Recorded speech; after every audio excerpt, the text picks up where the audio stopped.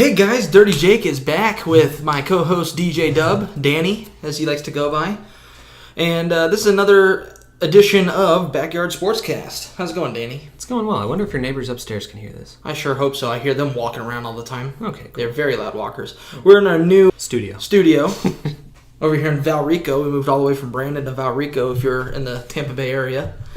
And, we're just coming back. We're still alive, so everyone knows. We took a couple weeks off due to Hurricane Irma, kind of screwing up things. We were out of power for a while. Couldn't really get these things up and running in time. For the record, I still did all my research for those weeks. We just didn't actually follow through. Shows our dedication to this project. Yes. So, before I get started, I'm going to finally remember to go ahead and do the plugs before we start. So, our Twitter is at BYSC Podcast. If you want to follow us and get updates on our podcasts, you can find us on Facebook at Backyard Sportscast and YouTube with the same name. And if you want to follow us individually, I am at Jacob Camp, and my co-host here is at Dub Dish. Yeah, that's right. So did I cover everything for you? I think so. It's good enough. Okay. Let's go ahead and start off with. I guess there was a boxing game. I mean, there was no Mayweather fight, game, but there was a boxing match. Yes, there was. Triple G and Canelo Alvarez. For those who know who those people are. Not many of you, I'd assume, because this did way worse than McGregor-Mayweather. But this was a premier fight in the boxing world. Just to show you how far boxing's fallen. Anyway, not much to say about the fight. It was hyped up. Unfortunately, it was scheduled right around the same time, 3 weeks later than McGregor-Mayweather. And they were so good that they drew. Yeah. So it was ruled a draw. Nobody agrees with it. I don't agree with it. I didn't even watch the fight, and I don't agree with it. I don't think a fight should ever end in a draw. But one judge had it 118 to 110 Canelo. One judge had it 114 to 114, and one judge had it 115, 113 to Triple G. And the judge that had it 118 to 110 Canelo has now been temporarily suspended. She will not be doing any judging of any matches for the foreseeable future. Probably because of this terrible decision here. HBO, ESPN, all those other outlets had Triple G up by 3 or 4 rounds. And this is just very confusing. How they could have Canelo winning all those rounds, I don't know. But doesn't it just piss you off? I mean, it's irrelevant, really. I mean, boxing has become irrelevant, but it's all fake. It's all staged. Well, a lot of people are saying that, it's fixed. The judging's always been accused of being fixed over the years, even back to when Tyson fought, and probably even before then. But this one was really questionable. I don't know how this happened. They're already in talks for a rematch, and hopefully they'll do better money-wise in that next fight. Yeah. So that's all we have to say about that. Last trick question. Do you know what Triple G stands for? No. What about baseball? What have we missed the last couple weeks? How's that postseason race that we started covering way in advance? It was not way in advance. It was like 2 weeks ago. And we didn't even post that episode, so screw you. Anyway, before I get to the postseason update, there were 2 big streaks that we need to mention. The Los Angeles Dodgers had an 11-game losing streak. Impressive. Yeah, very impressive. And they're still most likely going to clinch the division within the next couple days before our next podcast comes out. But that is the longest losing streak for the Dodgers since moving from Brooklyn in 1958. And on the flip side, the Cleveland Indians had a 22-game win streak. The one good team that you're a fan of. Okay, well, they were good last year. They've been good this year. We'll see what the future holds for them. But yes, it is the one team that I root for that actually does something in recent years. But anyway, a couple notes on the win streak. Their run differential was plus 105, which means they won by an average margin of almost 5 runs per game. They hit 41 home runs during the streak and only allowed 37 total runs. That's crazy. Which is pretty impressive. The previous American League record was 20 by the Oakland A's during their Moneyball season in 2002. And the MLB record is 26 for the 1916 New York Giants. It's 26 officially. I don't like it because they tied in the middle. They won 12 in a row, they tied a game, and then they won 14 in a row. So they replayed that tie game later on in the season, so they kind of threw that out. But they still give them 26 in a row because they finished that game later in the season. Dumb. Gaming is tying. I hate ties, I hate draws, I hate it all. Anyway, on to the postseason update real quick. Boston is up 3 on New York. We have about 10, 11 games to go in the season. And Cleveland, Houston, and Washington have all clinched their divisions, the AL Central, AL West, and NL East. The Cubs are up 3.5 on Milwaukee in the NL Central. And out in the NL West, the Dodgers are up 9.5 on Arizona. Yours is probably outdated anyway, don't worry about it. And in the wild card, next, in the wild card, the Yankees are up 7.5 on the Angels. Minnesota's up 1.5 on the Angels, and there are 5 teams within 5 games of the second wild card spot.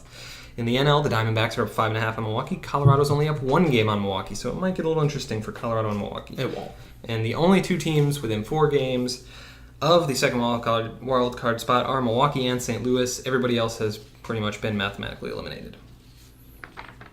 That's it for baseball. Really ramping up to be a pretty good postseason. Yeah, I'm hoping for a game 163 in the NL because I made that bold prediction before the season started. But no record of that. Well, okay. I mean, there is record of that in an Excel spreadsheet, but not on these podcasts because we weren't doing them that early. Fuck off. The spreadsheet doesn't exist. It's gone. No, it's not. I'll post it on Twitter for anybody who wants to. Post on Twitter. Do it. At DubDish. Anybody that listens to this, all 8 of you, if you're interested in seeing it, go ahead and just ask me on Twitter to show you proof, and I'll go ahead and show you proof. Or drop a comment below. Yeah, whatever. So let's get into the stuff that everyone's here to listen about. Do you want to go into college football or pro football? Viewers, text us. Text 1 for NFL. Text 2 for college football. I don't think that's going to work. All right, the results are in. Let's go with NFL. Okay, we'll do NFL and then we'll close out with NCAA. NFL's going to be short and sweet this week. Yep. We missed week 1 with our podcast last week. Pretty good week 1 though. Or was it week? It was week 2. Well, we missed week 1 as well. Yeah, week 1 and week 2. So far, so good. Everyone knows by now Ezekiel Elliott, their suspension was temporarily blocked, so he's probably going to play all season. Yeah. Get suspended next year for all of you fantasy people who drafted him really late. So your stock would be good for next year. That's pretty much pointless. But hey, you got him for a good draft value this year. Yeah. Keep your eye on it, though. There's a lot of legal mumbo-jumbo going on with that. He could still get suspended this year, but we'll see. So far, so good for Ezekiel Elliott owners.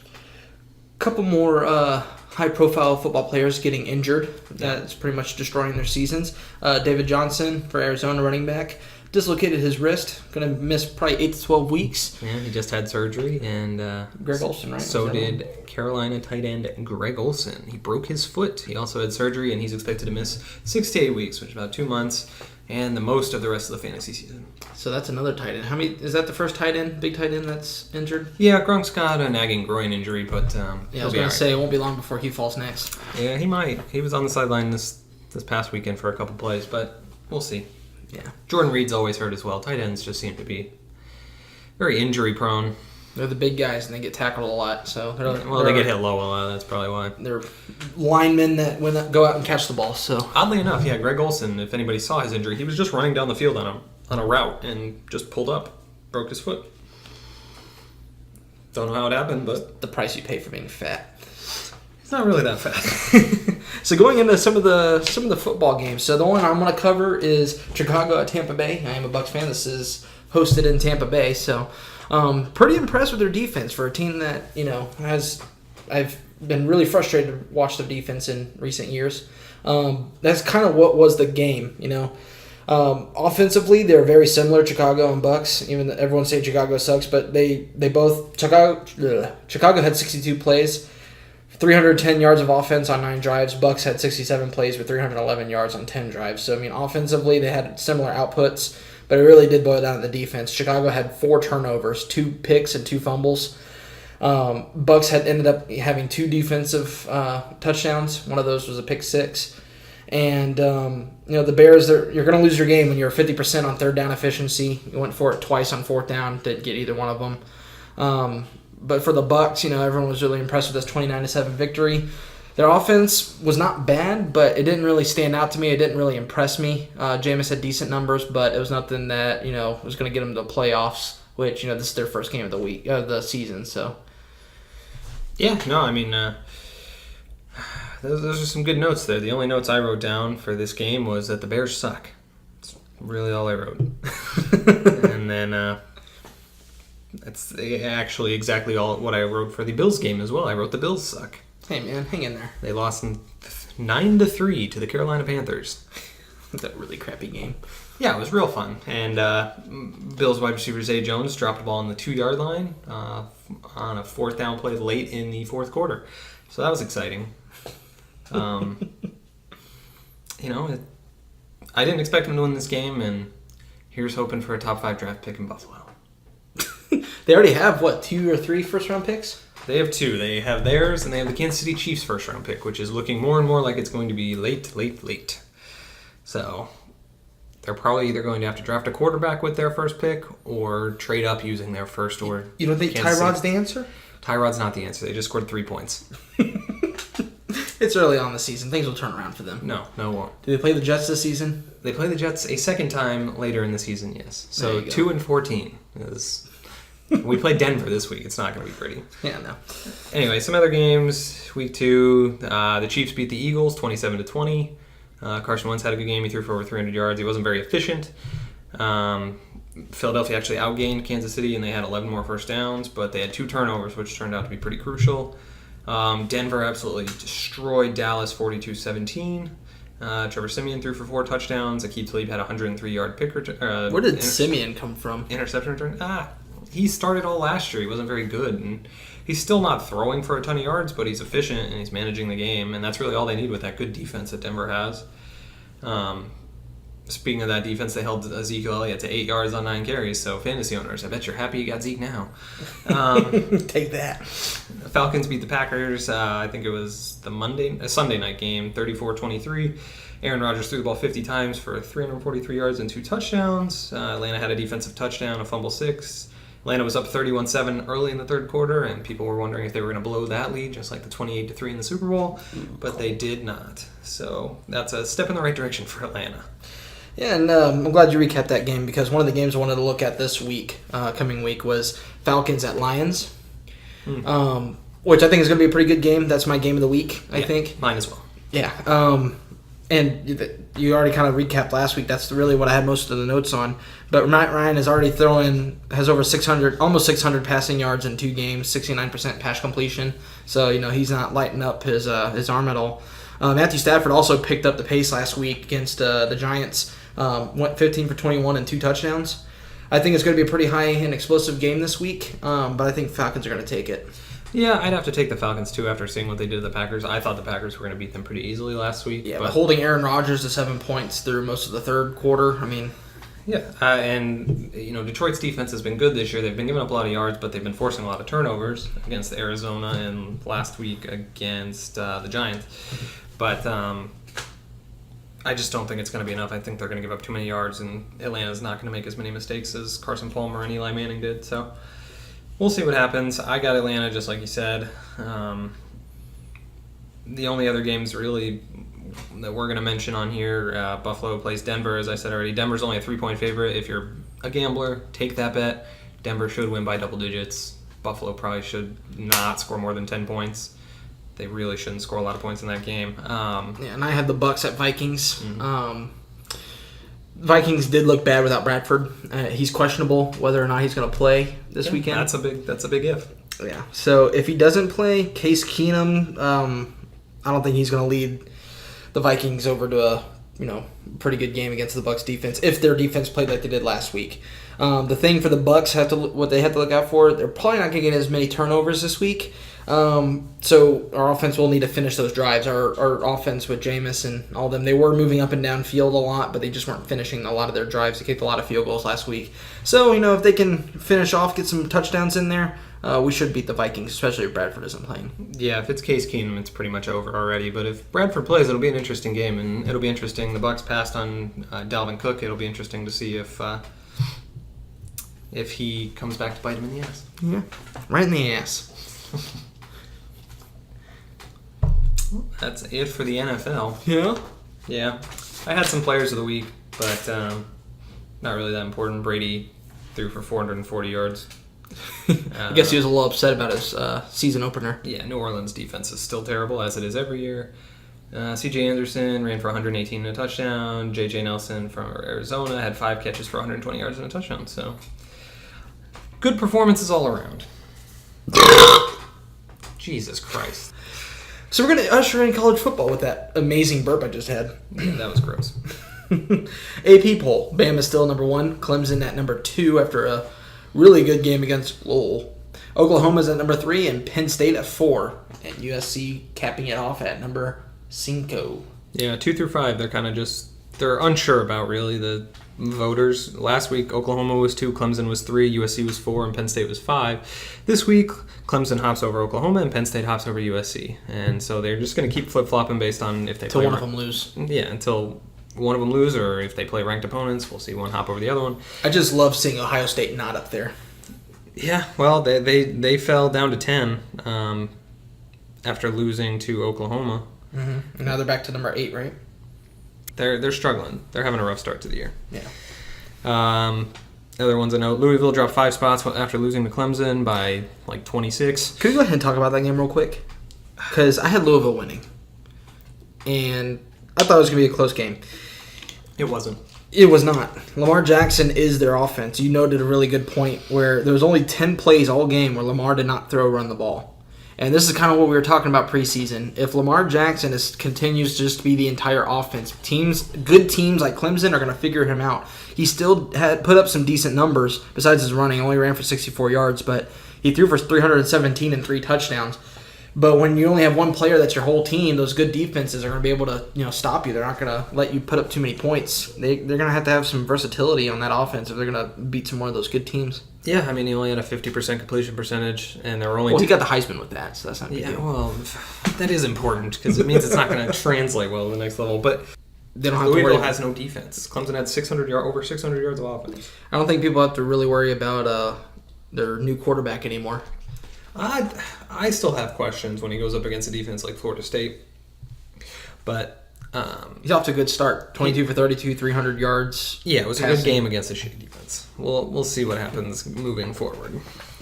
Well, for a new young quarterback, a high level game like that, like a high visibility game, people can get nervous. So it's good to see that he still played through.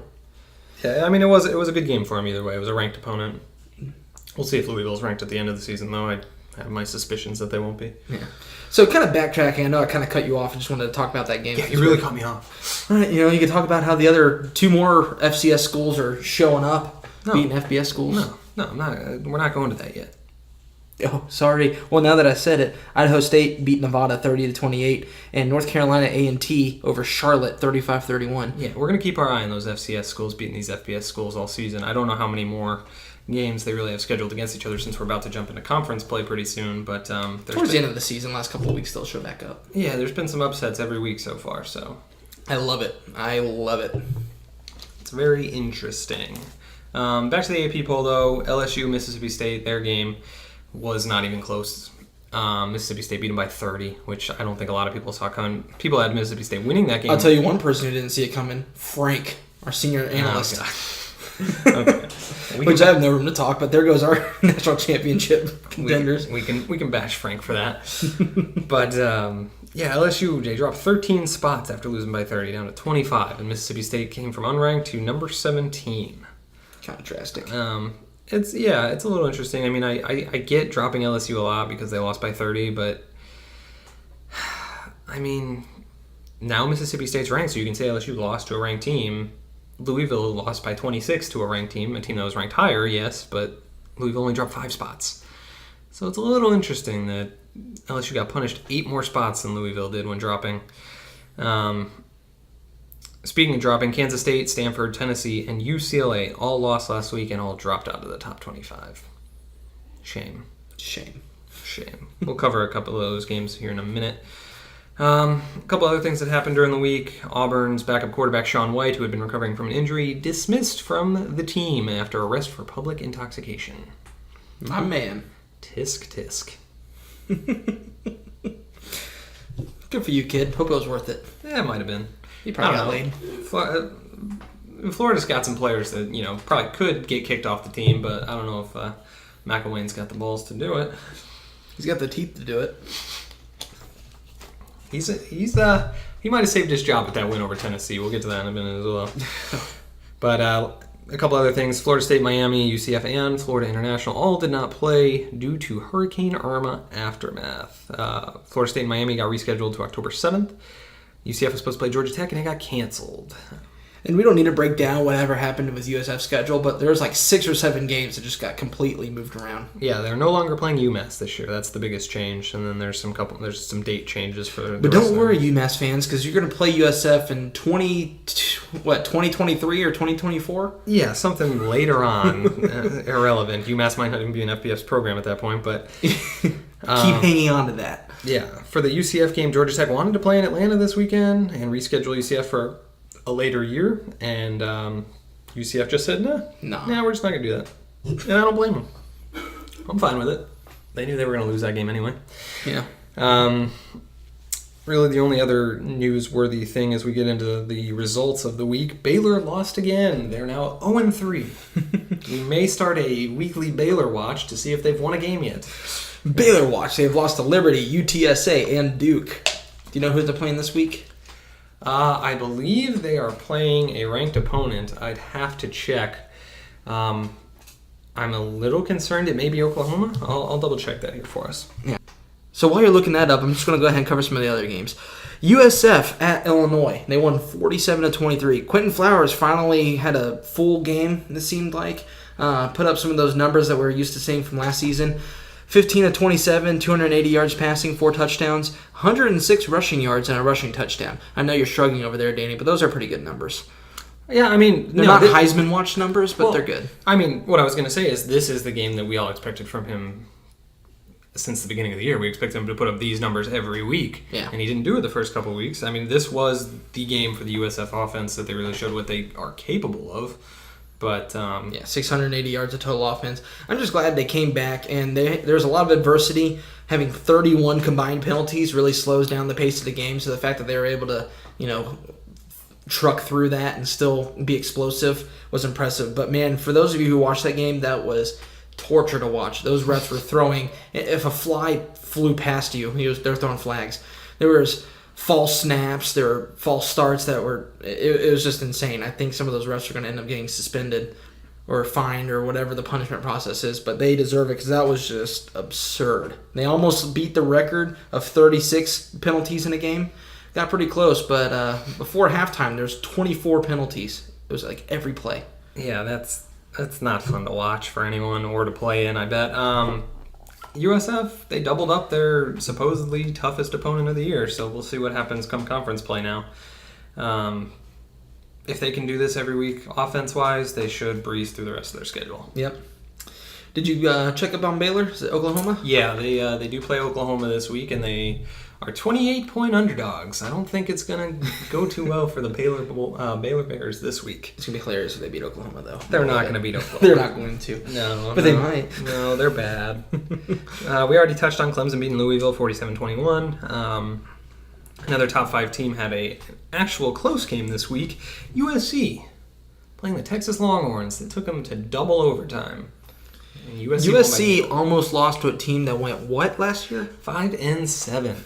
This was not a great game for USC. Sam Darnold threw the ball 49 times, only completing 28 of his passes. He did throw for almost 400 yards and 3 touchdowns, but that is 2 more interceptions.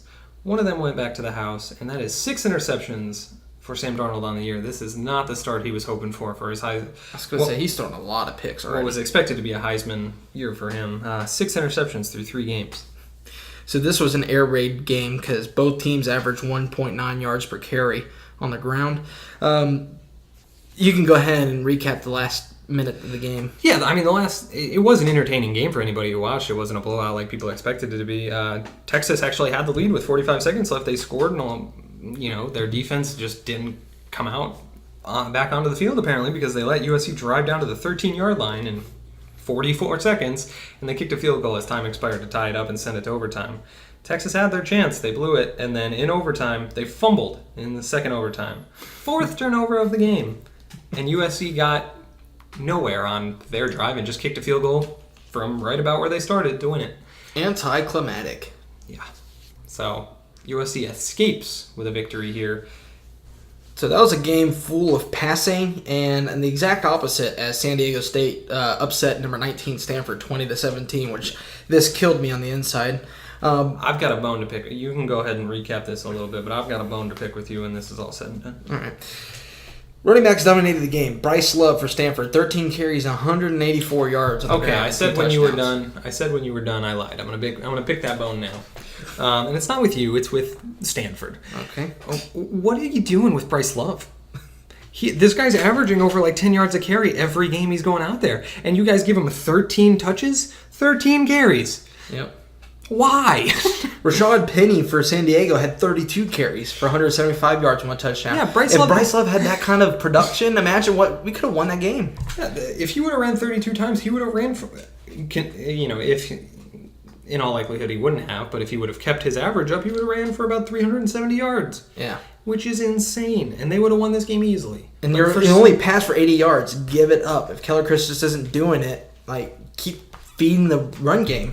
Yeah, Keller Chris was not impressive at all. Bryce Love has been super impressive. I am sold on this kid. I'm all for him. And I want to root for him the rest of the year, but I just think they're underutilizing him. I don't think they're using him the right way, and I think it's hurting their team. I think they should have used him more last week. I think they should have used him more this week, and they're probably not going to use him enough in this week's game against UCLA. It'll be interesting, but Stanford can't afford to just let the other team, they can't get away with throwing for 80 passing yards. If there's any jitters or anything like that, they've already lost 2 games this season. Their year is already pretty much shot. Just play those games, get some experience. In the year ranked, hopefully you still might be able to get over to the Pac-12 championship if you win out, but that's going to be hard to do. That was what I was thinking. I was thinking, maybe if they win out, they're okay, but one of their losses is already a conference loss. They lost to USC. So who knows? Who knows what's going to happen with them? If USC doesn't fall apart during the year, then Stanford's season may very well be done in terms of trophies and awards. Hey, but what I tell you, USC is bound to lose based on how they played. Stanford's already lost twice. Washington lost, right? Washington has not lost. No, they just played really close to a bad team, and they haven't been looking as good as they did. It's only a matter of time. They're all going to self-destruct, like I've been saying. We'll see. Yeah, we'll see. Stanford, my only note to you for the rest of the season is use Bryce Love more. You're going to be used in the same, strain of thought around here as Texas and their 5-7 record last year. Because if you don't start using Bryce Love, I'm going to start to blow up on you more and more each week. So let's talk about another team of mine that's my favorite that's been playing piss poor. Florida. Number 24, Florida, did end up beating number 23, Tennessee, and one of my favorite plays I've ever seen. What a great finish that was. That was one of the craziest plays I've seen to end a game in a while. If you're Tennessee... This happens to them every year. They're used to it. Like, how? How do you let... It's the Florida-Tennessee game every year. And every year, it's a close photo finish. 2 years ago, back at the Swamp, Tennessee had the chance to win the game with the last-second field goal. Missed it. McElwain ended up calling a timeout. They got another chance at it, missed it again. I was there. People went off. It was a great photo finish. Again, this time in the Swamp this year. Tennessee goes ahead and ties it with 50 seconds left remaining in the game. That ball was in the air for an hour and a half, by the way, the last play of the game. That ball was in the air for an hour and a half. How does only one person get back there? And second off, how do you let that ball go over your head? You have one job. There is no time on the clock. You just need to prevent him from getting in the end zone. I don't care if you have a tea party at the 1-yard line. Just don't let him get behind you. Felipe Franks threw it for a 63-yard touchdown to Tyree Cleveland as time expires. And just so you know, This isn't one of those 30-yard passes where the guy breaks a tackle or jukes someone out and then runs it for the last 30 yards for a touchdown. This was 63 yards in the air. It was such an impressive throw, and Danny's correct. How did that defender not swat it away, or I don't know what happened? I was excited. I went crazy. I almost broke stuff in the house. I mean, it was a play. All I'm going to say is that will be the best throw Felipe Franks has in his entire college career. And he threw it game 2. It's only downhill from here. No, there's a lot of uphill because, like I was telling my buddies who are also Florida fans, I don't think that play. That's what I was going to say. I don't think that play makes up for the other 59 minutes of play, 59 minutes and 50 seconds of play, because Florida did not look good that game. Tennessee looked awful as well. This was a really bad and stressful game to watch. Both of these programs need a quarterback that can lead them in the right direction. I'm not saying Felipe isn't the answer, but I'm saying he is a freshman and he has to get through those growing pains. I think that he can become, and he's shown glimpses of greatness with that throw. It shows potential. He just, you gotta play through it. I'll agree partially with that. I don't think it's entirely on the quarterback because they've had so many quarterbacks over the years. They don't have an offensive coordinator that knows what he's doing, or whoever's calling the plays at Florida for the last 8, 9, 10 years. So it's been a couple different people. Figure it out, because you haven't had an offense since Tebow left. You haven't. Go watch films from when Tebow was there and just draw up the plays and then just rerun them. It's just not working. It hasn't worked for a long time.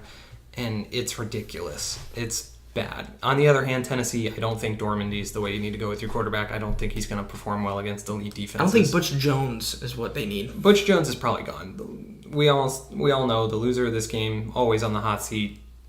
He's probably gone at the end of the year now because he lost this game. I think the only reason why he's still the head coach is because he won this game last year. The only way that he's still at this school at the end of the year is if he wins the East. But I don't think he's going to win the East after losing this game. They're probably going to lose to Georgia as well.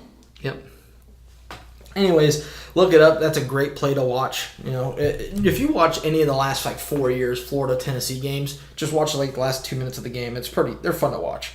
By the way, Tennessee kicker, 2 of 5 on field goals. Come on, son. I think they used 2 kickers. Oh, did they? I think the first one was 2 and 4, and then the second one was 0 and 1. Okay, well, entire Tennessee special teams unit. Come on, son. And throw in this safety corner, whoever the fuck it was that let that ball go over his head at the end of the game. That is pathetic. You find ways to break people's hearts, Rocky Top. You really do. Let's go on to this week, huh? Well, we'll move on to this week in a minute. There were some other things that happened in the SEC this week. I love to jump the gun. Yeah, I know you do. LSU got hammered. We know that. Nick Fitzgerald's the real deal for Mississippi State. Mississippi State only punted 3 times all game, didn't turn the ball over, and that's how you beat a ranked opponent by 30 points. And LSU, your season's over. Vanderbilt, also an impressive win over Kansas State, 14-7, and a real fun game to watch. Jesse Ertz, he one-upped Keller Christ from Stanford and threw for 76 yards and 2 interceptions. Good Lord. Yeah. Yeah. It was bad. That's interesting. Pause for dramatic effect. No, my notes are wrong. Sorry. I had that he ran for 2 rushing touchdowns, but that's impossible because they only scored 7 points. Anyway, Vanderbilt, impressive win. Not going to lie, I put money on Kansas State, and I'm a little bitter about it.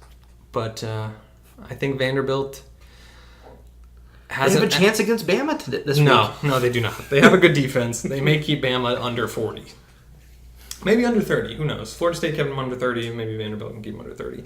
We touched on San Diego State, Stanford. The only other game really this week, Memphis beat ranked number 25 UCLA, 48-45. That was actually a fun game to watch. It's quarterback's duel. Rosen threw for 463 yards and 4 touchdowns. He also ran one in. Riley Ferguson from Memphis. Name to watch over there. No, it's not. Threw for 400 yards and 6 touchdowns. Okay, maybe he is. Yeah, maybe. And there was almost 1,200 yards of total offense in that game. That was exciting to watch. UCLA proved once again you're not ready. You may have beat Texas A&M, but Texas A&M looks like they might go 6-6 this year. So congratulations.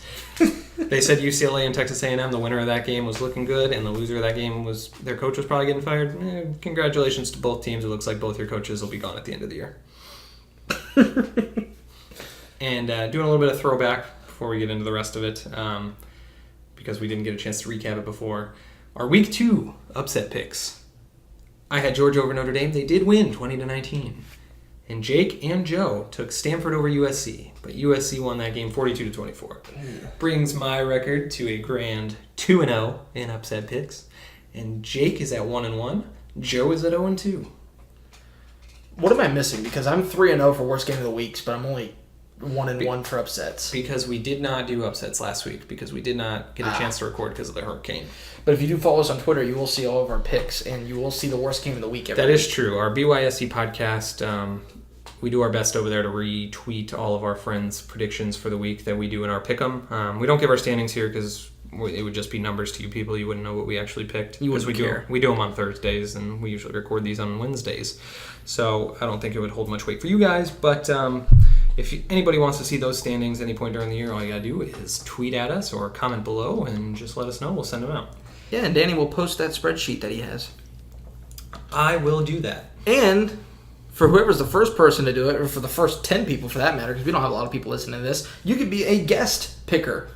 That's true. We do have a guest slot, just like College Game Day does. We've only had it used a couple times in our brief career, but we do 10 college picks. We do pay attention to the spread. If the spread is 7 or more, you have to use the spread as your involved with your pick. If it's 6.5 or less, you can take a team straight up. And shout out to @CSUM813 for being our only guest picker thus far in the last 3 years. Yeah, he did a great job that one time that he did it. So, all right, so let's go on to this week 4 preview. 4. We have the revenge game of Temple at USF. USF lost to Temple last year and kind of put a dent in their season. This will be played tomorrow at 7:30, Thursday. Yes. USF is favored by 20.5. Break down some stats for you. Temple's defense is averaging 489 yards per game this young season, but still that's almost 500 yards a game. USF offense is throwing out 522 yards on average per game. So I think Quentin Flowers in the offense will be able to probably very easily score. And if USF did play like they did last week, there should be no issues winning this game. Yep, it is the first conference game for both teams, and like you said, USF is favored by 20 for a reason. They shouldn't really have much trouble with this team. So that's all I'll have to say about that. Yeah. Next up, I'll take this one because it's my alma mater. UCF 1-0 at Maryland. 1-0 in week 4. Yeah, 1-0 in week 4. You may remember Maryland from that upset of Texas in week 1 that Jake predicted correctly. They play Saturday at 3 o'clock. Maryland's only favored by 3.5. I like Maryland in this game by way more than that. Neither team really has... Well, I shouldn't say that. Maryland proved themselves in that week 1 game against Texas. We don't really know what kind of team Texas is yet because they're so up and down. UCF's only had the 1 game against Florida International, so we don't know anything about UCF. We don't know if that offense is for real. They scored 64 points that game, but that's not going to happen against a Maryland team. But you know what we do know is that they haven't played in 2 weeks. Yeah, I mean, it's very possible that UCF comes out with a lot of rust. This could be like another season opener for them and a couple of these other Florida schools that haven't played in a while. I don't know if either offense is going to get slowed down by the other team's defense. Maryland did give up 41 to Texas. UCF hasn't faced a team with a decent offense yet this year, and they'll certainly run into one in Maryland. So I always favor the Power 5 schools against these Group of 5 schools in games where we don't know much, so I'd have Maryland winning this game pretty easily. Yeah. Then we have number 20, Florida, at Kentucky, who is 3-0. This is Saturday. UF is favored by 3 last I saw. Yep. And this is a hard game to tell for me. Most of the game last week, even though we won against Tennessee, UF offense did not look good like we talked about. But on the other side, Kentucky, who is 3-0, has played awful teams very close. They beat Southern Miss, who was our worst game of the week contender last week, only 24-17. And then Eastern Kentucky, they won only 27-16. So they're not looking great. And they did beat South Carolina, but South Carolina isn't that good either. So it's really another matchup of 2 bad teams in the SEC. I can see Florida maybe taking this one if our offensive coordinator, learned anything this week and learned how to be an offensive coordinator at all, and we have some decent play calling. We should be able to win, hopefully. Yeah, I mean, I like Florida. 2.5, it's basically a straight-up game. I've got Florida in this game pretty easily as well. I mean, both teams, like you said, bad offense, good defense. If Florida scores on defense like they have their first 2 games, they're probably going to take it. Yeah. That's a huge boost for this team. But,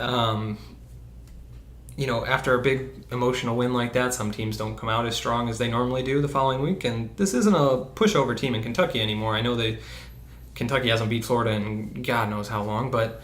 Since we've been born. Yeah.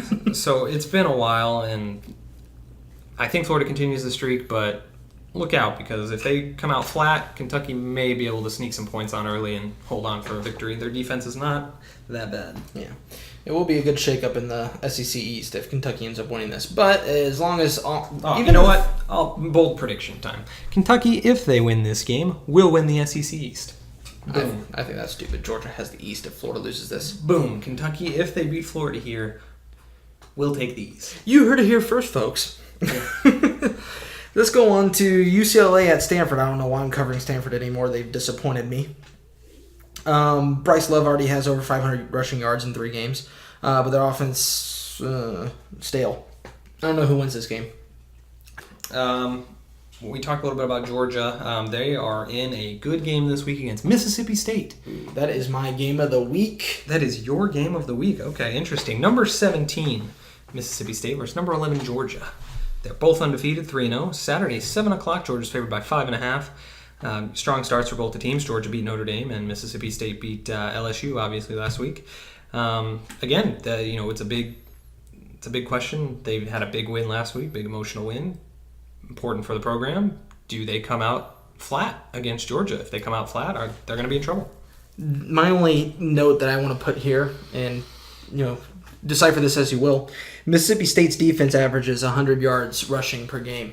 Giving up 100 yards rushing per game? Mm-hmm. Okay. On average. So with Georgia having Chubb and Sony, that's an interesting matchup. If Georgia can't run the ball, then it's going to be over. Because if they can't run the ball and Mississippi State does shut them down, and does the young Jacob Fromm have what it takes to throw it in the air and win this game?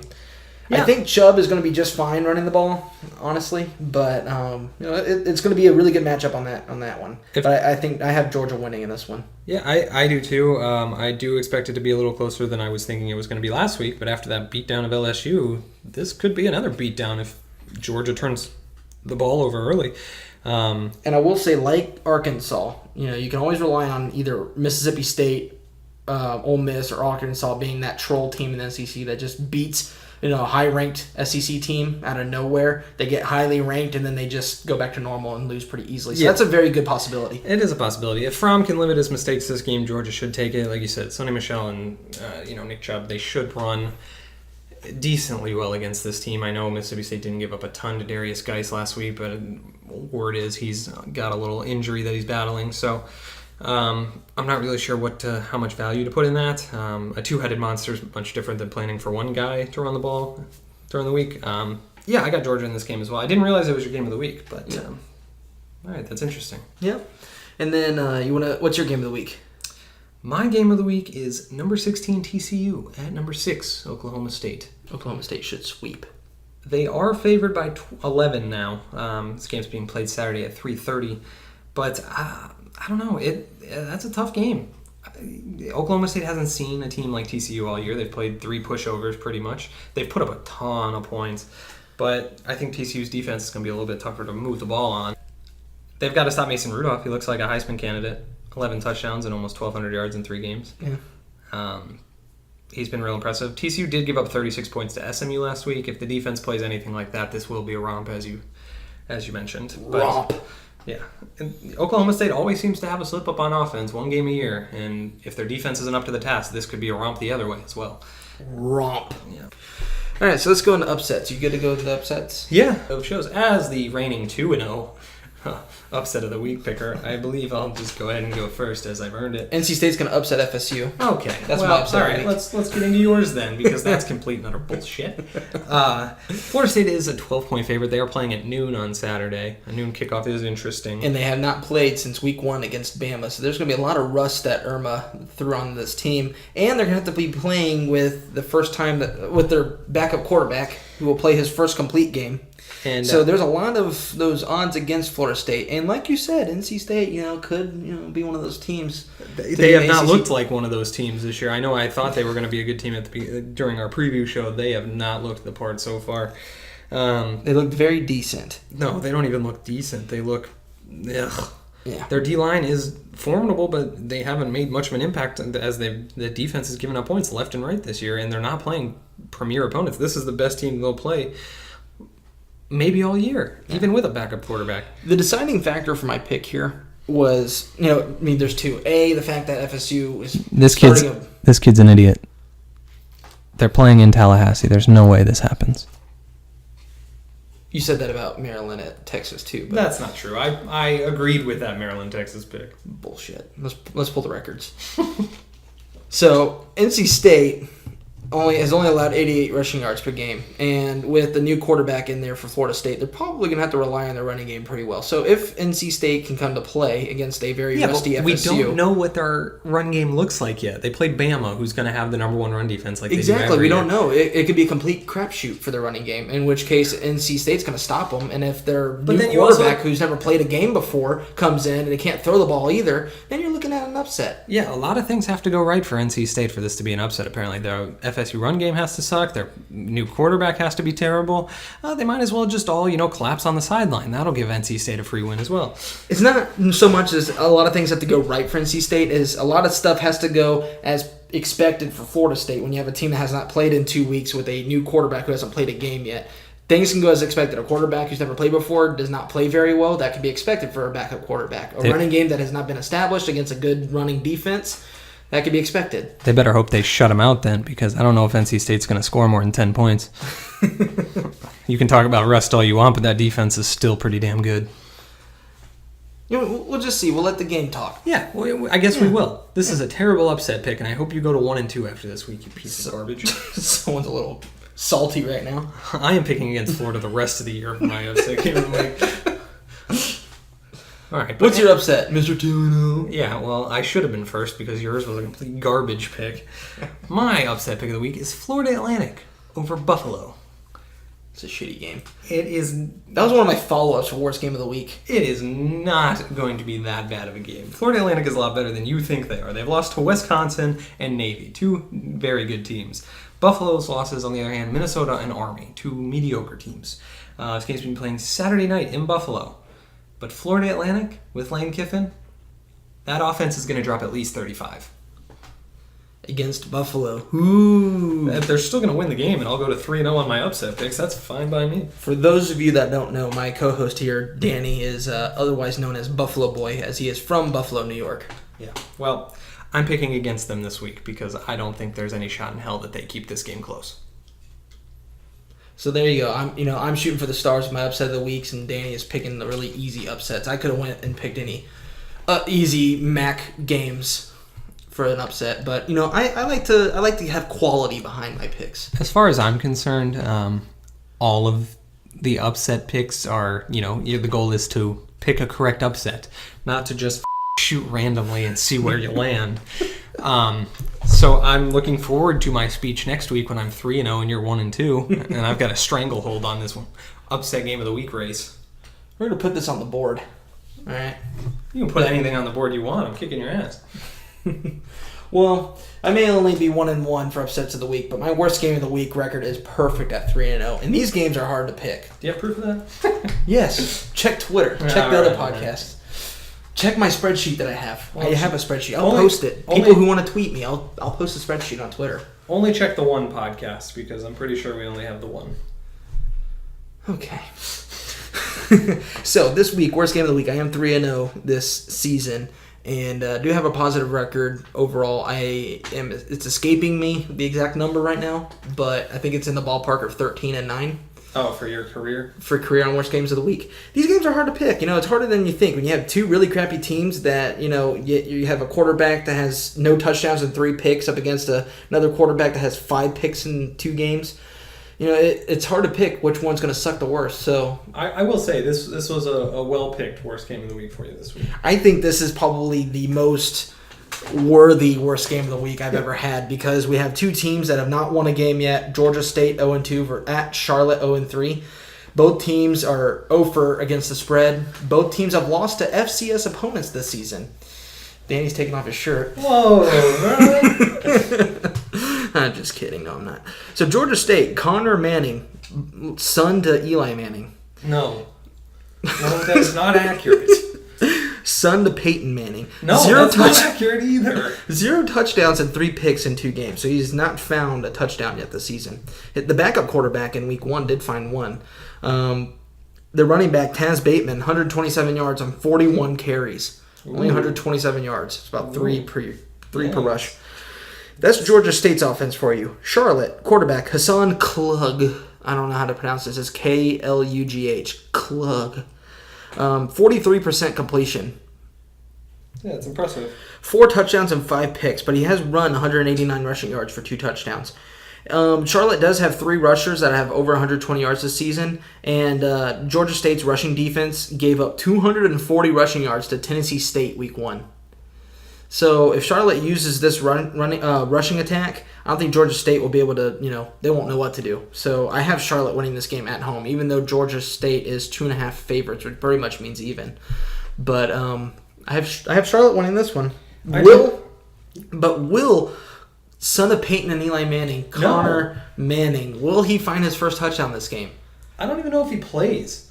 If he hasn't thrown a touchdown yet in 2 games, I think he is the starter. I checked.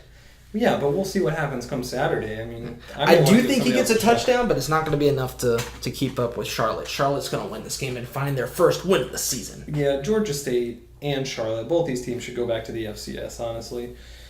They're both newer schools. In the last couple of years, they've moved up to the FBS level, and they're not ready.